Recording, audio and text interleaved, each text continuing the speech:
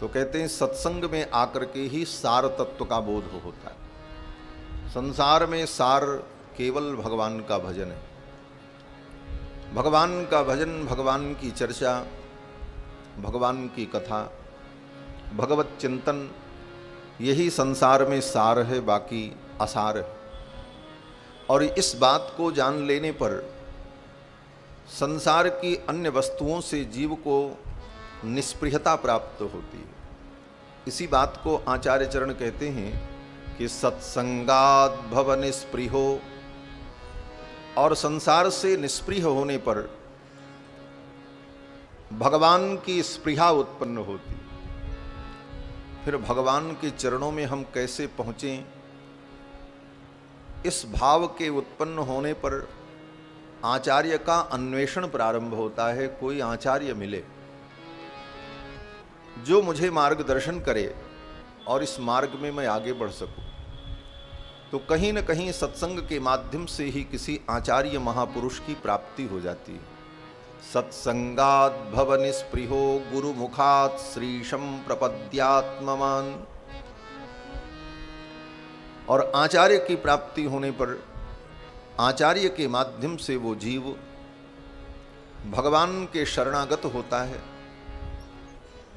आत्मसमर्पण करता है, भगवान के चरणाश्रित हो जाता है। और भगवान के चरणाश्रित हो जाने पर प्रारब्ध से इतर जो उसके प्रतिबंधक कर्म हैं वे कर्म निवृत्त हो जाते हैं। प्रारब्ध से इतर जो कर्म, पाप पुण्य रूपी कर्म जीव के प्रतिबंधक हैं, वे कर्म निवृत्त हो जाते हैं। कर्म ही जीव के बंधन का कारण है।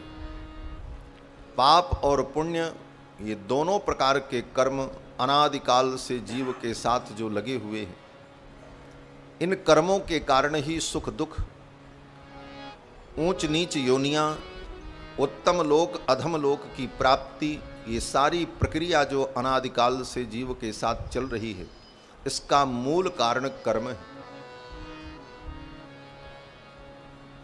भगवान की शरणागति कर लेने पर प्रारब्ध से इतर जो कर्म हैं वो कर्म समाप्त हो जाते हैं और प्रारब्ध जीव भोग करके समाप्त करता है।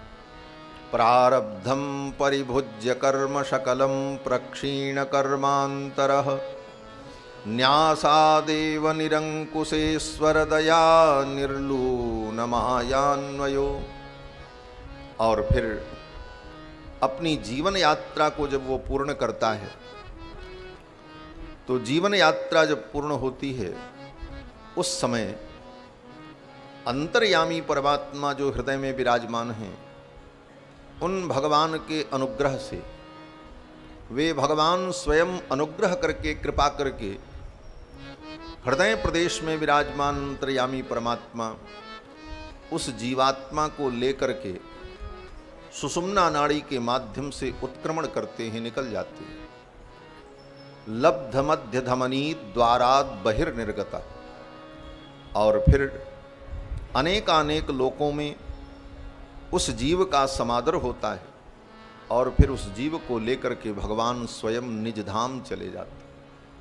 इस प्रकार से जीव को परम पद की प्राप्ति होती है।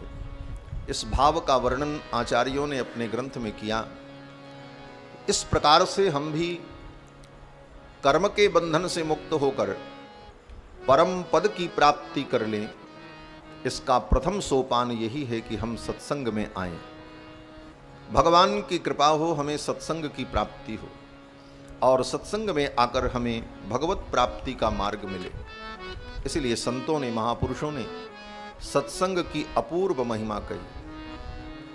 सत्संग की इतनी महिमा कि एक क्षण का भी सत्संग जीव के जीवन को बदल देता है।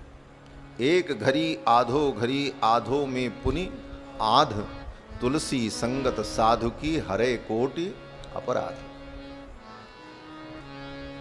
आधे क्षण का सत्संग भी जीव के जीवन को बदल देता है, उसकी दिशा को बदल देता है, उसकी दशा को बदल देता है। इसलिए भगवान से बार बार यही प्रार्थना करनी चाहिए, हे प्रभु आप कृपा करो, हमें सदा सत्संग की प्राप्ति होती रहे।